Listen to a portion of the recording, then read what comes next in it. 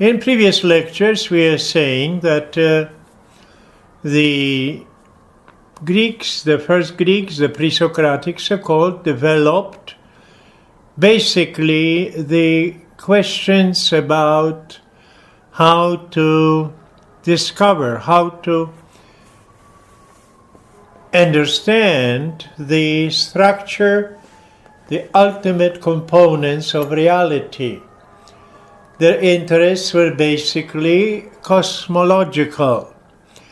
However, we also noticed that the questions they were asking were philosophically justified, although the answers differed to a great extent, because some of the problems which were already raised by Presocratics still exist today in philosophy. In the history of philosophy, some problems remain and they are discussed again and again. Socrates was the first, one would say, moral philosopher. His basic interest was not so much to discover the structure, the ultimate components of the cosmos, the world, but the concern of how to live a good life. Because basically this is the central issue when you ask the question about the meaning of life. If there is any meaning in life whatsoever, the question becomes central. How should I live? What does it mean to live a good human moral life? And we remember that Socrates was a very humble man. He was trying to, through dialogues, to discover whether people really have deep, true knowledge, which is called, as we know, wisdom or philosophy. Do they really understand when they distinguish between moral good and moral evil, for example? To his dismay, he came to the conclusion that most people pretend that they know the answers. But really, when they are asked inquisitively, intelligently, it doesn't show up. In other words, many people deceive themselves. In their own mind, they think they know. But under scrutiny and critical analysis, it appears that knowledge of those very crucial questions, when it comes to the problem of meaning of life, very many people simply neglect. They're busy living to the extent that they forget the question, why should I live and what is it to live as a human? Socrates paid his final, so to speak, price for what he was. Courageously, he faced death and never retracted what he believed. He was completely dedicated to the foundation, the truthful foundation of what he believed lies under the question how to live.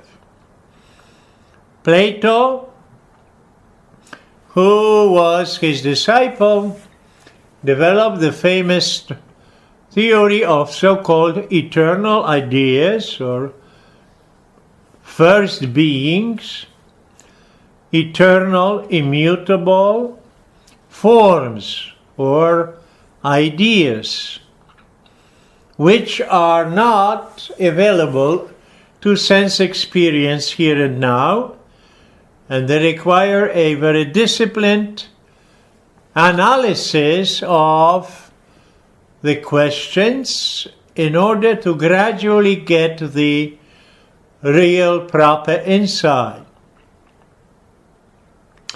We must recall that according to Plato, the Platonic philosophy, knowledge is a recollection, because the soul, in Platonic philosophy, the soul pre-existed the birth or the incarnation, the enfleshment of the soul into the body. What we call birth of a baby, let's say, is like a union of a soul which pre-existed already, I repeat, and now is joined to the tangible material, to the physical, the bodily. And this is a trauma. The knowledge known before being born, the person forgets. And to teach somebody is simply to help by skillful questions to make him bring out what already he knows, however, somehow forgotten. That's the theory which Socrates also believed. But Aristotle, and this is the main person we want to talk in this lecture about. Aristotle did not accept the pre-existent knowledge, anyhow he doesn't say much about it. Our knowledge begins here and now, and the first beginning, the occasions, the necessary origins of human knowing are the sense experiences, the so-called sense data. And under scrutiny, we realize that everything that is, which we can call being, something that exists, being, this that has the act of existence. It is real, it has its own actual beingness or being.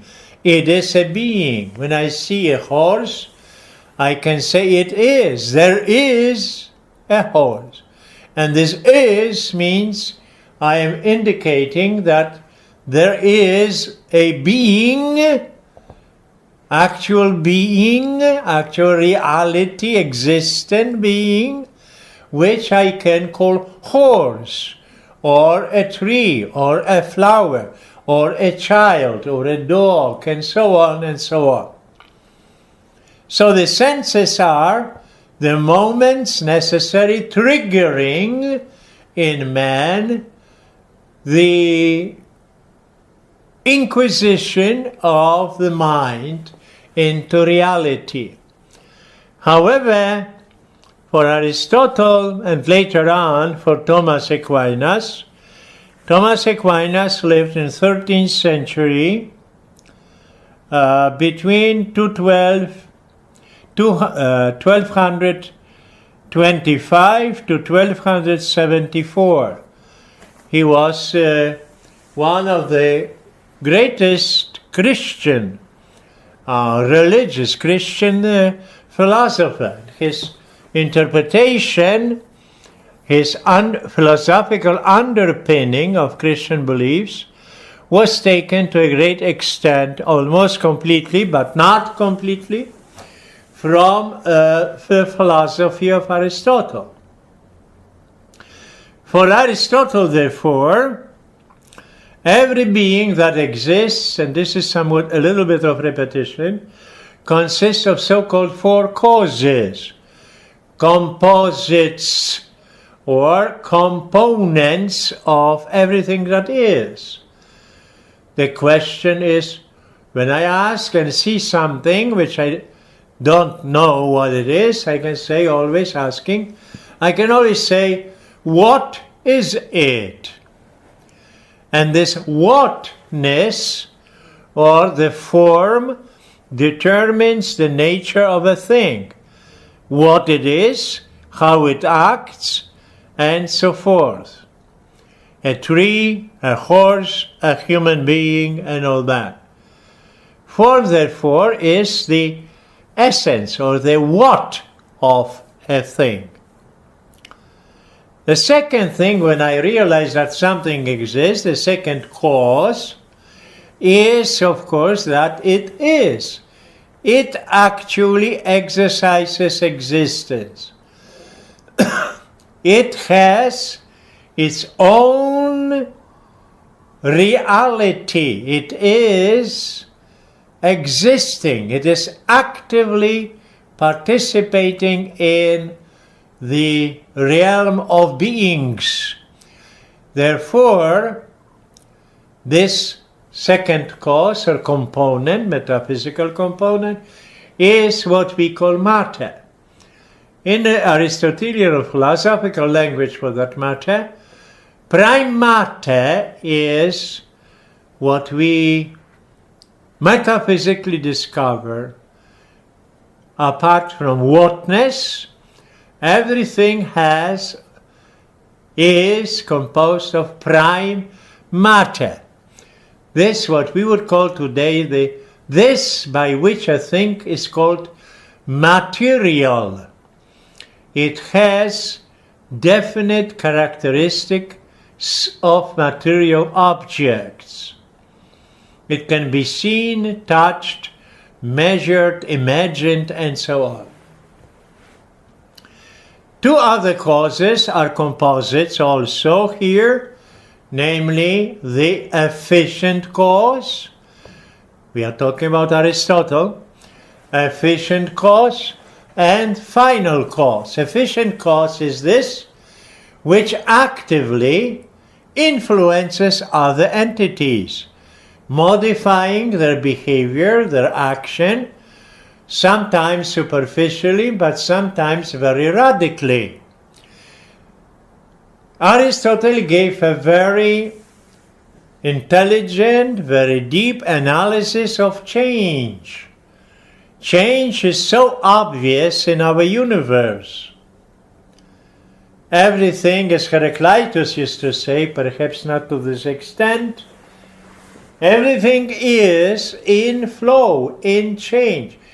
Change is so obvious that no one really seriously can doubt that change does exist. Now, efficient cause, the third, which goes into the composition of every being, finite reality, is that which actively influences, acts upon another, and by acting modifies it, changes it, or even destroys it radically.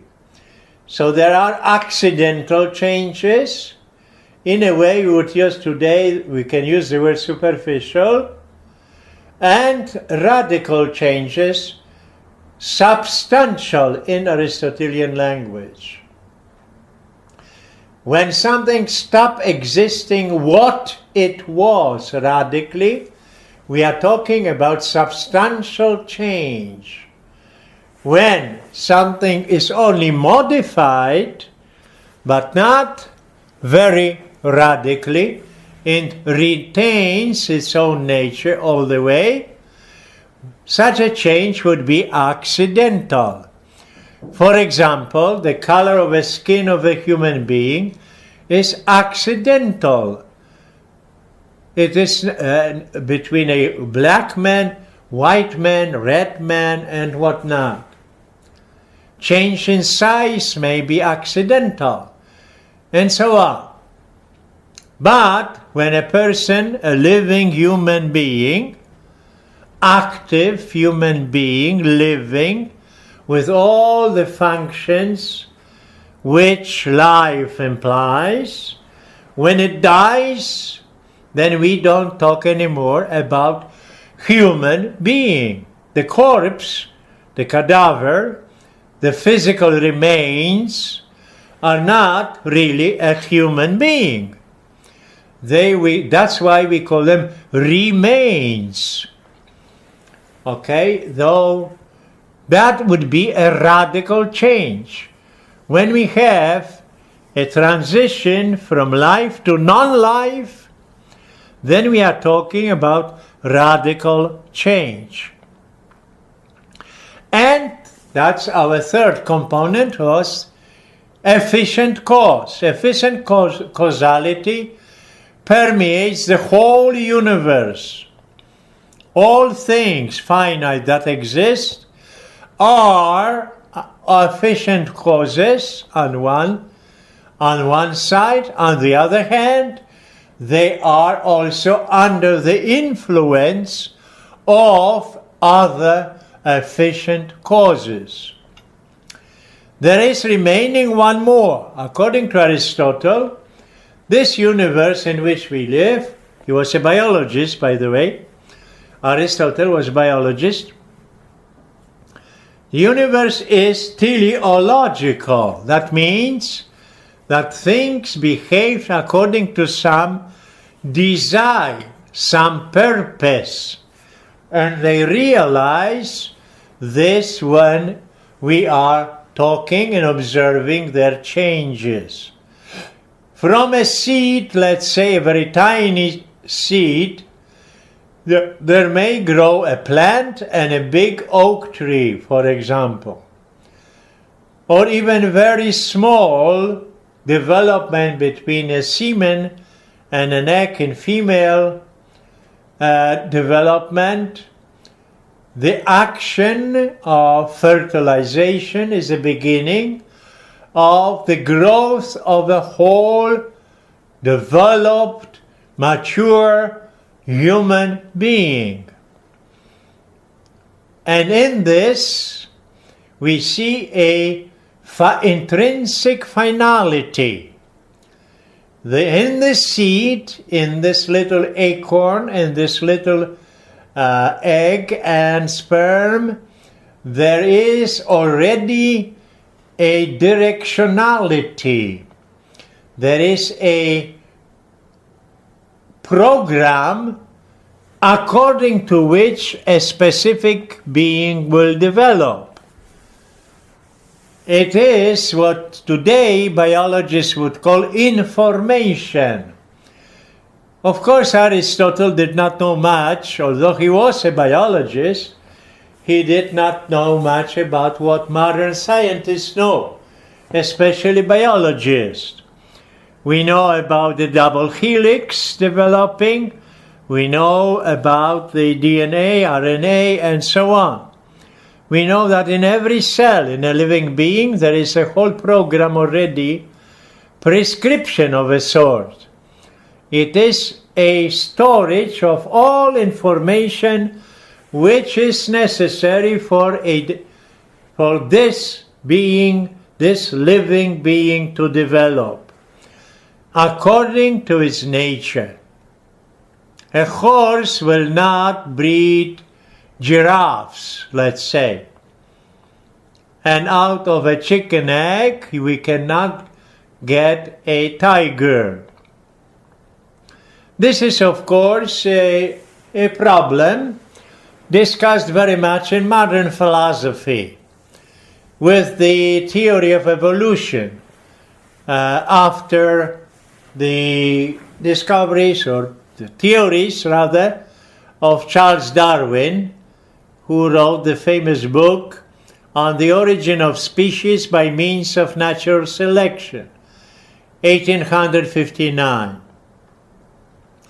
Evolution, however, does not give the whole story. It gives only a fragment of gradual development of being, of a living thing. It is by no means a final theory. And when we come to it later on, we shall see that evolution, although it may have some basis in observation, nevertheless, as a philosophical theory, leaves many things out. It's not really very convincing. But that's another story. At this point, right now, we are talking about Aristotle and his proof through centuries, because he really was one of the most influential thinkers for Western philosophical development. Aristotle believed that the human mind is not just passive, waiting, so to speak, to receive only some impressions, like later on David Hume will have it, but it is an active force, an active agency.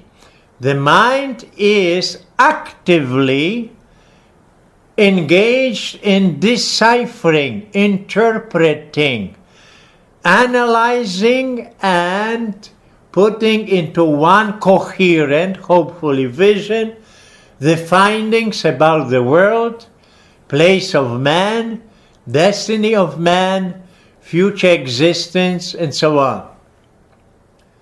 So activity of the mind spells intelligibility. And there are some basic principles for Aristotelian and, in general, more or less realistic philosophy, some intellectual principles by which the mind operates and discovers reality. The first one, of course, is that something exists. The realization that something de facto is. It is a being. Next, the mind does not operate properly if it accepts a contradiction. The principle of contradiction underlies one of the essentials of intelligibility of reality. Nothing can be and not be at the same time under the same aspect. It cannot be and not be and not be at the same time, under the same conditions, under the same aspect. To make it brief, let's say, something either is alive or not. It cannot be both at the same time, completely dead, nevertheless still living. If it is alive, then it is living as long as it is alive. The principle of non-contradiction is fundamental to valid and sound thinking. Next comes the next principle of intelligibility, the principle of sufficient reason. The mind, to understand reality, is looking for some kind of final insight. It is looking to discover the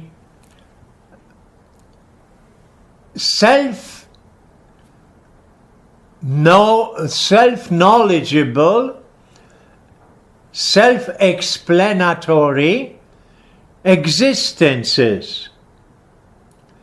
Everything that is must therefore have, and here comes the second principle again, sufficient reason.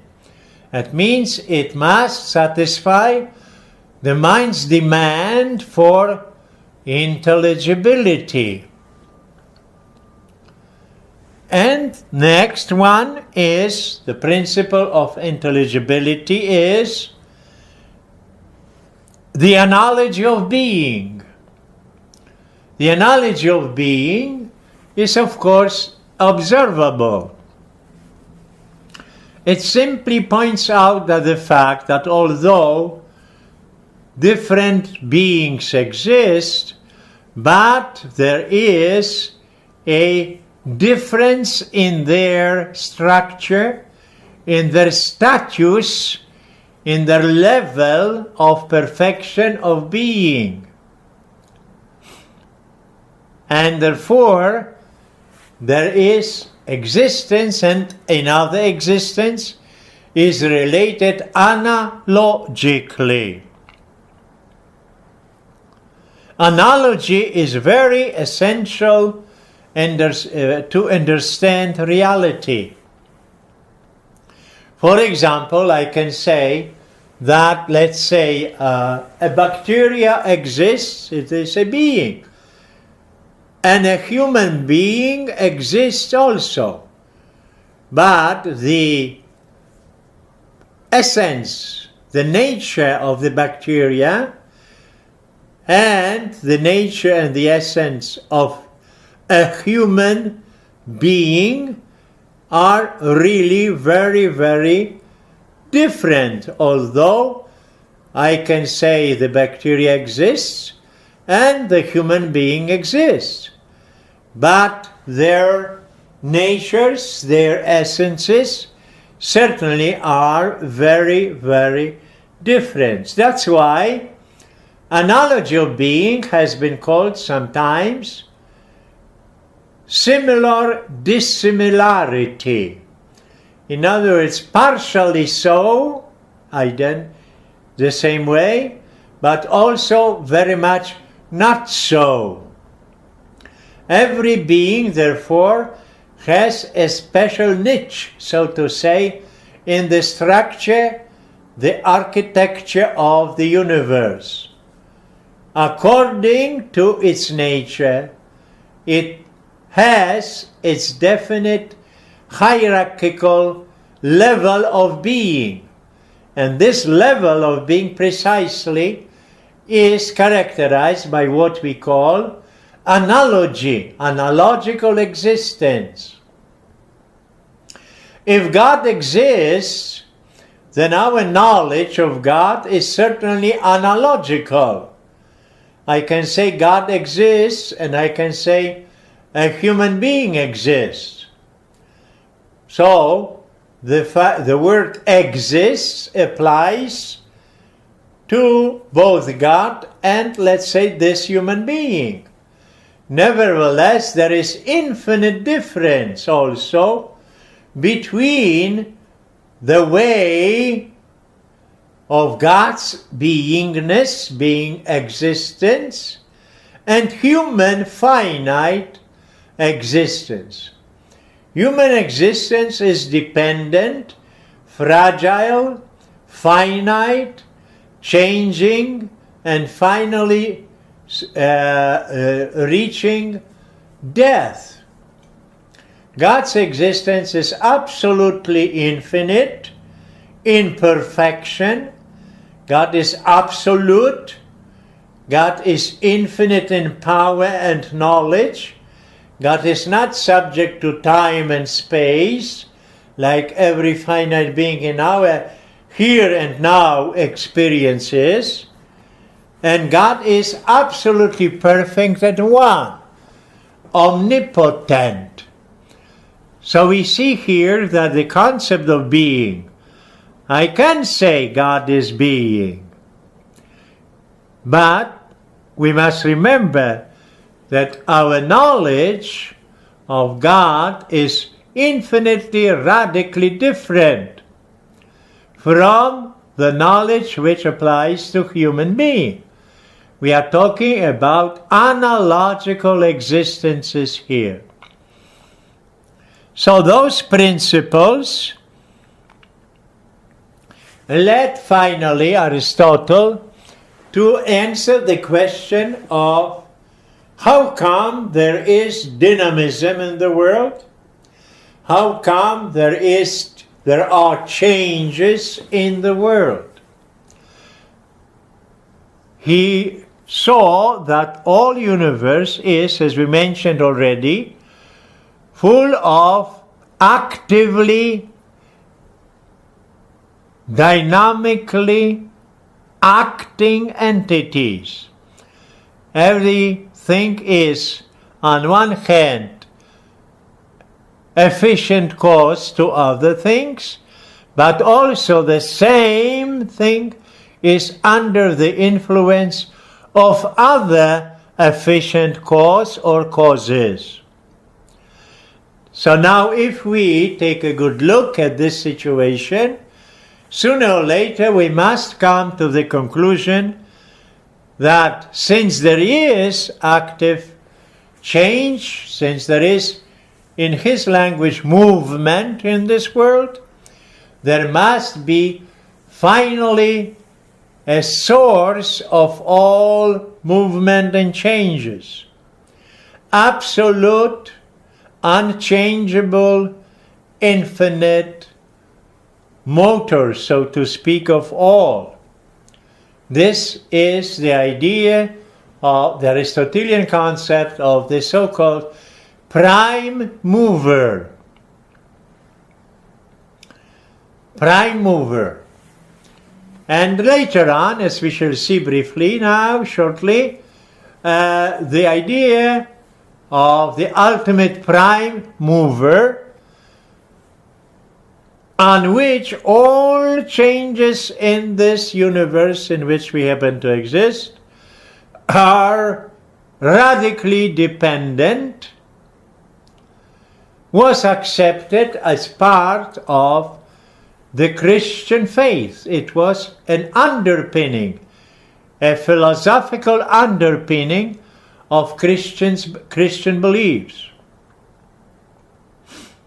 Prime mover, therefore, is the first source, infinite, dynamic reality, eternally responsible why there are dynamic changes and movements and happenings in this universe of the many, of the finite conditioned many realities and beings which are available to our human understanding and analysis here and now, in time and space.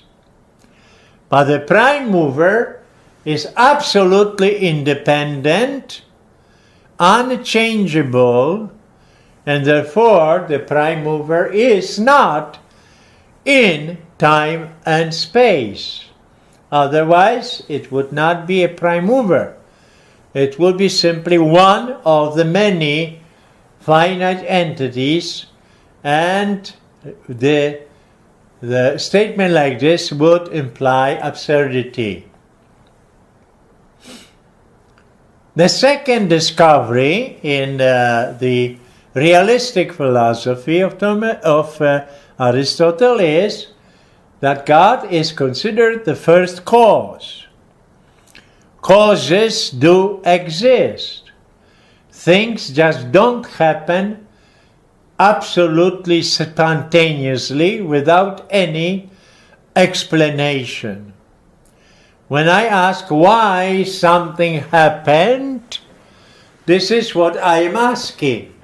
What is the cause of this phenomenon? Philosophical knowledge is precisely the knowledge of ultimate causes. Anything that happens has some explanation, some causality which makes it intelligible why it happened. If, let's say, I am sitting with my friend in my quiet room, and all of a sudden I hear a terrible bang of my doors, of my apartment. Obviously, the first question coming to my mind would be, why is this banging happening here? I cannot say, well, my friend says, what's going on there? What's that with this door? It's just slapping, banging. I said, oh, no, nothing. It just was quiet. Now it's banging. But now my friend would not believe it. Neither would I, as a matter of fact. Suppose you come home after work to your apartment, to your bedroom, you're tired, and you realize that you just, in the mattress which you bought several weeks ago, new, beautiful, wonderful, nice, and everything, and you now see a big, large, burnt out, black hole right in the middle, which actually makes the mattress good for nothing. Now you would not accept it as simply, oh well, it was a good mattress. No, it's not. The first question obviously would come to the mind. What happened? How come there is such a big burnt out hole in my new mattress? Okay? If I feel the same goes to my internal experiences. If I hit with my foot a stone, I will feel pain, which I did not feel before. So I can ask the question, why this pain? Oh, I did hit the stone. Okay, and so on.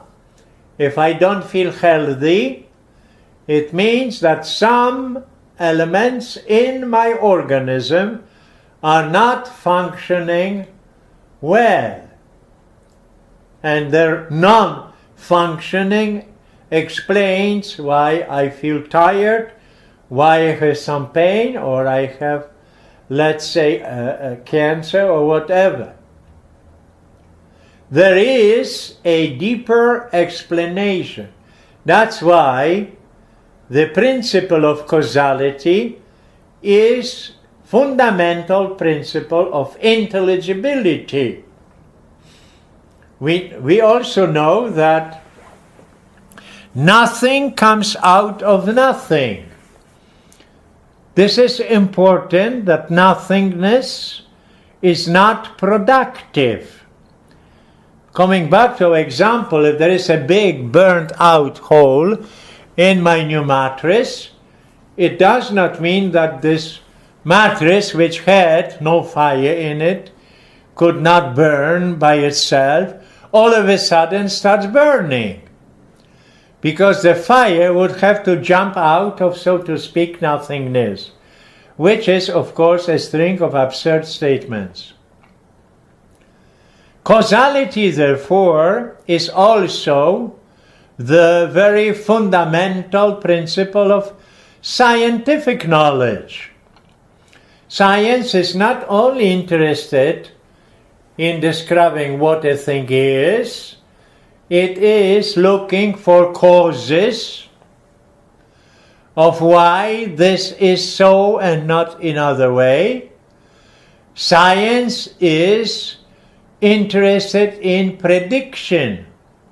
To predict means to be knowledgeable in a sense that we realize that being X, let's say, acts this way, and unless there are radical changes in environment or influences, it shall continue act this way.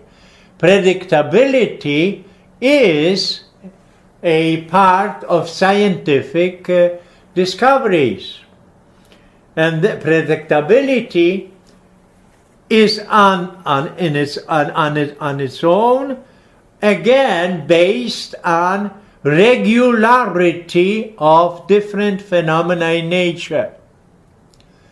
This regularity from, let's say, the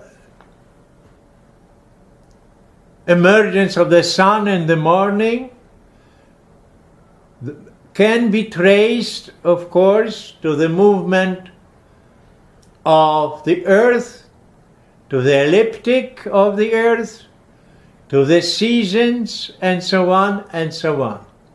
The temperature, the movement, the seasons, the necessary conditions for development of new harvests and all this, blooming of flowers, all of those phenomena are interconnected through causality present all over, exercising its active influences on another being. A cause, therefore, actively influencing another, is also influenced in turn by another.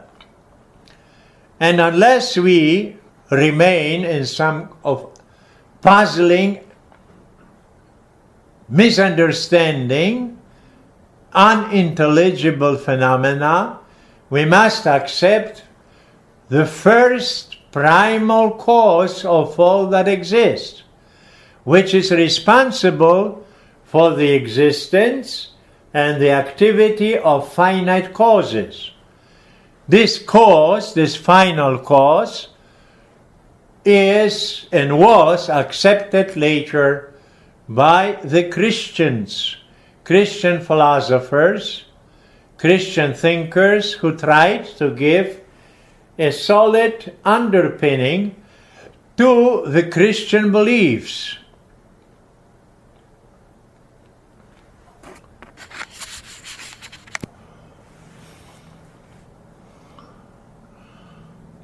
With the advent of Christianity, there developed a necessity of developing some sort of philosophical underpinning for the Christian beliefs. Believing is, of course, a free act of a free human being, but there might be beliefs which are not and contrary completely to sound mind and sound experience, bordering on absurdity and prejudice.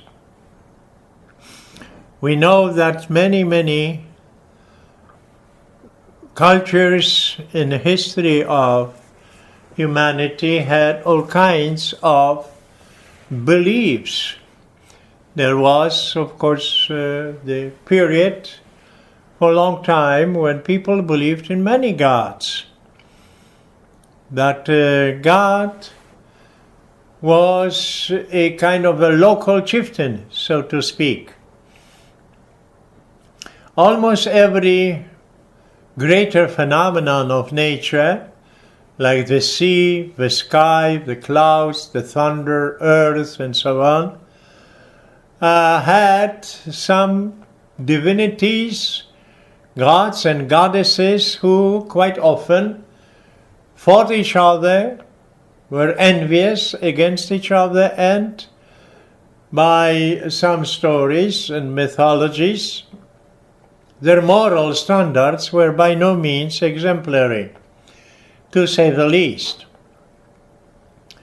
Christianity developed from and within the Judaic traditions, the Hebrew religion, the Mosaic, absolutely monotheistic beliefs.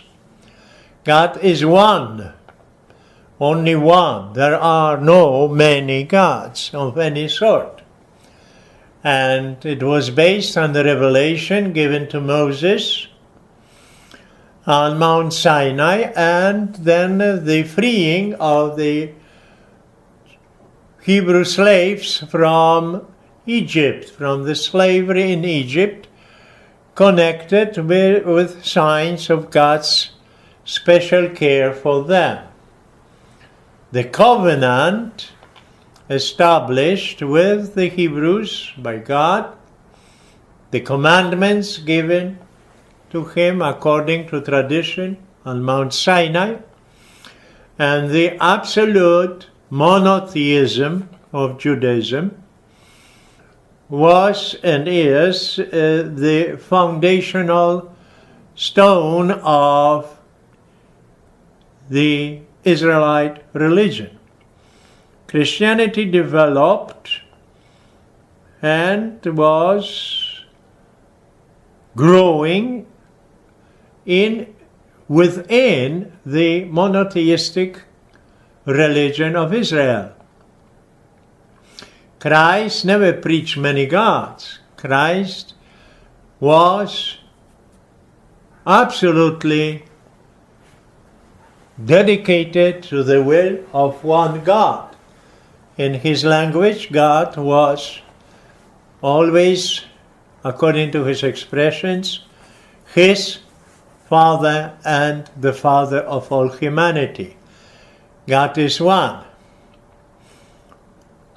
Nevertheless, the faith which gradually conquered the Roman Empire and throughout 3 centuries grew, although it was illegal in a manner of speaking, and there were sporadic, serious persecutions of Christians.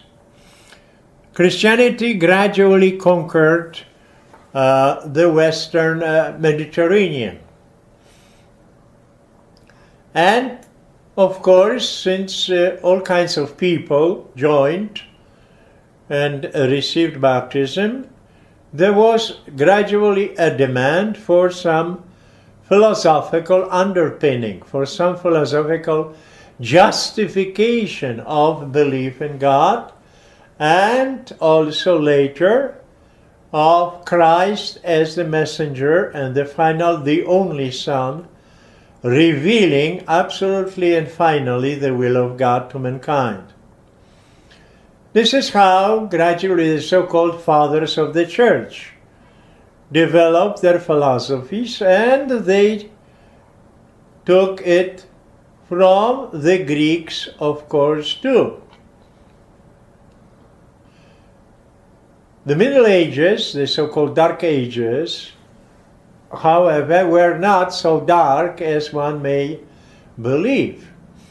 In 13th century especially, we have a tremendous development of universities, of schools of philosophy, Christian basically, essentially, and especially the emergence and flourishing of one of the greatest thinkers throughout centuries later on, Thomas Aquinas.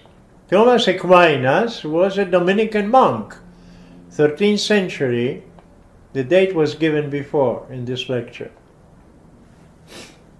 Thomas adopted to a great extent the philosophy and the teachings of Aristotle. However, of course, there were some points which could not be taken over, so to speak, into the Christian vision. Aristotle believed that the universe was eternal, and Christianity believed, following the Judaic traditions, that God is the origin and the creator of the universe. The universe had, therefore, a beginning. It is by no means eternal. What's more, it depends absolutely on free, benevolent, free decision of God, which gave existence to the whole cosmos and all beings that are in it. And not only this, but maintains the universe, each being separately and all of them, all finite beings, in existence. That's why every entity which is not God is called creature. Creatureliness characterizes every finite being, not God, outside, so to speak, of God. Creatureliness means essentially absolute dependence in existence and action on God's creative force and constant assistance, so-called conservation of the universe in existence. Thomas Aquinas was familiar with Aristotle, and he incorporated great amount of the Aristotelian body into so-called Christian vision, let's say. Especially the teaching of the prime mover, the cause of all reality, although modified to a great extent. The prime mover of Aristotle does not act. It is called in Aristotelian philosophy, it's called nous, noeseos nous, mind thinking itself, thought thinking itself. And once creation was done, he is there, of course exists, but he is not really involved with the affairs of this world, so to speak, or man. His nobility is too high and too infinitely distant for him to be interested in the shallow, so to speak, everydayness of finite beings, including human beings, the affairs of man. It was a sort of like deism, which was developed later in 18th and 19th centuries in Western culture. According to Thomas, there are two. He accepted, of course, the basic intelligibility, the principles which we enumerated before, and according to him, all reality is divided into finite beings, created beings, dependent beings, conditioned or contingent entities, and one infinite creator, infinite being, which accordingly he called being a se, or by itself, from itself, as a source, the principle, and the reason why there is a universe at all. To the question, therefore, why is there a universe? The answer would be because God created it, wanted it to be, and maintains it in existence. This being he called being ens a se in Latin, which means a being from itself, by itself, in contradistinction to ens ab alio, or being from or by another. Every finite being is ab alio, from another, or maintained in existence by another, absolutely dependent in existence and action on the first original creator. So we have ens a se, and all the others, the whole cosmos, in all entities, creatures now are beings ab alio, from another. This from another implies absolute, complete dependence on God's maintenance and God's creation and maintenance of each being, both in action and in existence. Every finite being, therefore, is essentially partial only, contingent, meaning that it has no existence by itself, from itself. It is a being which receives existence from another. That's the phrase ab alio in Latin. From another. To be, to act, to exist for a finite entity of any kind, finite being, is therefore to be absolutely from another. A finite being, therefore, is partly only actual, insofar as it is what it is at this time, and also partly potential. At different phase of, let's say, development of man, man is actually, let's say, 17 or 20 years old. But if conditions are favorable, he has a potency to develop so many decades of life and development as a human. Still, this is its potentiality or potency. Therefore, we have a finite being which is actual ends being, but also possibility or potentiality, which is inscribed in its nature, in its acting, and its essence, in its what it is. Therefore, man's relationship, man's to this creator, is ultimately absolute obedience, dependence, and adoration in loving service and future eternal life. Christianity is based, as we know, on the fundamental fact that God, the infinite, absolute, omnipotent, outside of time and space, cause of all reality, creator, somehow became human. Christ is, with the Father, with God, one. Therefore, God became human in the person of Christ. This is a fundamental belief of any Christian. God became man.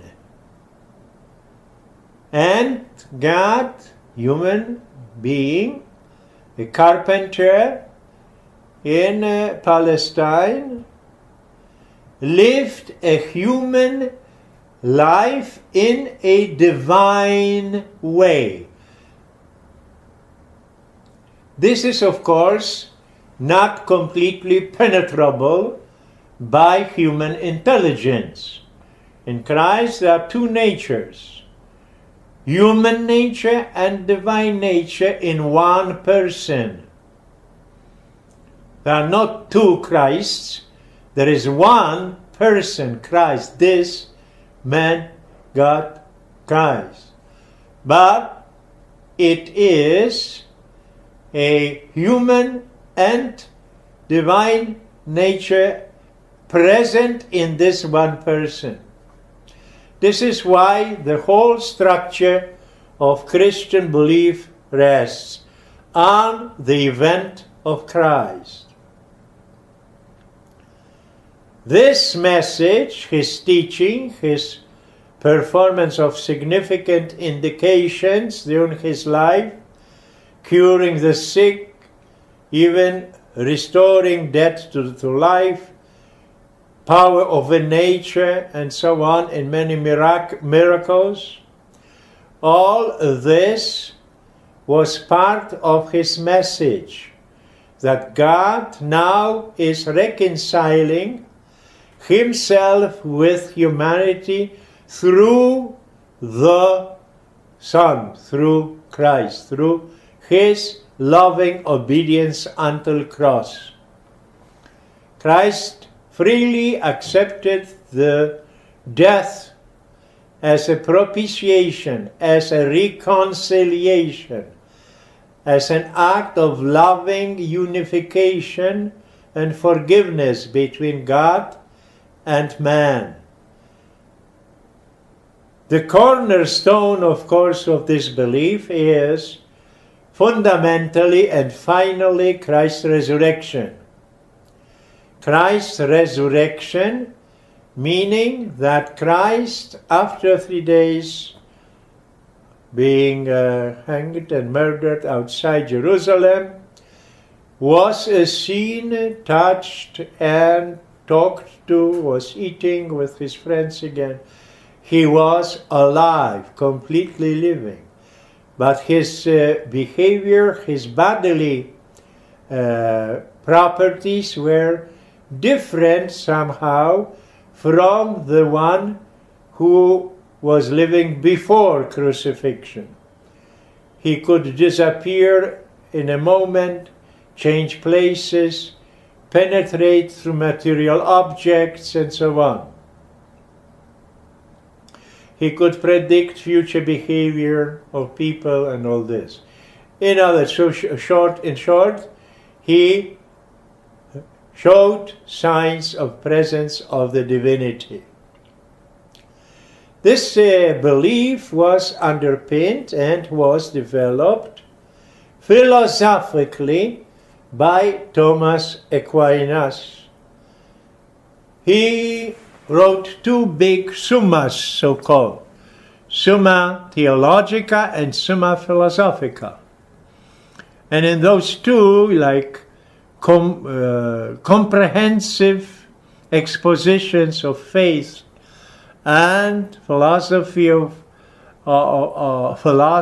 Christian philosophy, he gave for many centuries a new direction, new way of seeing reality, and also exercised tremendous influence on Western philosophy until our days.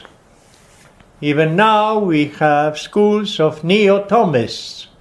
That means philosophies which basically follow reality, the vision, intelligibility of reality, following and essentially interpreting the philosophy of Aristotle through Thomas Aquinas, or let's say Thomistic philosophy.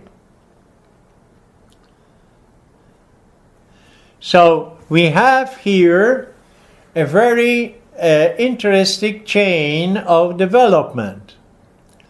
From Presocratics, Thales, Anaximander, Anaximenes, Parmenides, Heraclitus, Anaxagoras, and so on, to Socrates, the first man-centered inquisitor of moral life, disciple or teacher of Thomas, teacher of Thomas, first moral teacher. Then we have Plato, his development of idealism, and the belief that the ideas of forms are eternal.